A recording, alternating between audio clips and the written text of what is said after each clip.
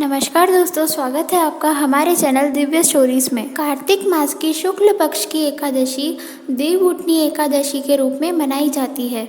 इसे देव प्रबोधनी एकादशी, देवोत्थान एकादशी या देव उठनी ग्यारस के नाम से भी जानते हैं। मान्यता है कि 4 माह की योग निद्रा के बाद भगवान विष्णु इसी दिन जागते हैं। देव उठनी एकादशी पर विष्णु जी की विधि विधान से व्रत पूजा करने का बहुत महत्व है। देव प्रबोधनी एकादशी की कथा स्वयं भगवान श्री कृष्ण ने अर्जुन को सुनाई थी। आइए जानते हैं इस कथा के बारे में। भगवान श्री कृष्ण ने कहा, हे अर्जुन, मैं तुम्हें मुक्ति देने वाली कार्तिक मास के शुक्ल पक्ष की प्रबोधनी एकादशी के संबंध में नारद और ब्रह्मा जी के बीच हुए वार्तालाप को सुनाता हूँ।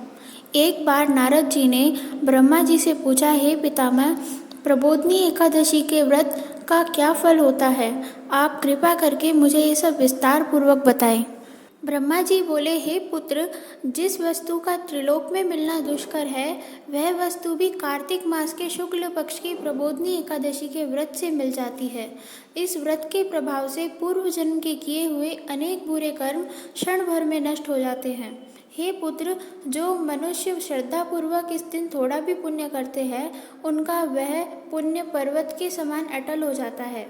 हे नारद, मनुष्य को भगवान की प्रसन्नता के लिए कार्तिक मास की इस एकादशी का व्रत अवश्य करना चाहिए।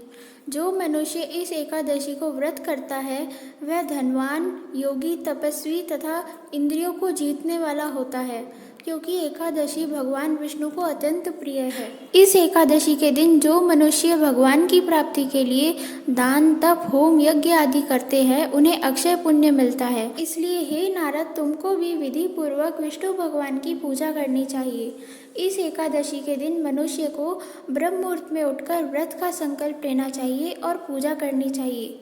रात्रि को भगवान के समीप गीत, नृत्य, कथा, कीर्तन करते हुए रात्रि व्यतीत करनी चाहिए। प्रबोधनी एकादशी के दिन पुष्प, अगरबत्ती, धूप आदि से भगवान की आराधना करनी चाहिए। उन्हें अर्घ देना चाहिए। इसका फल तीर्थ और दान आदि से करोड़ गुना अधिक होता है।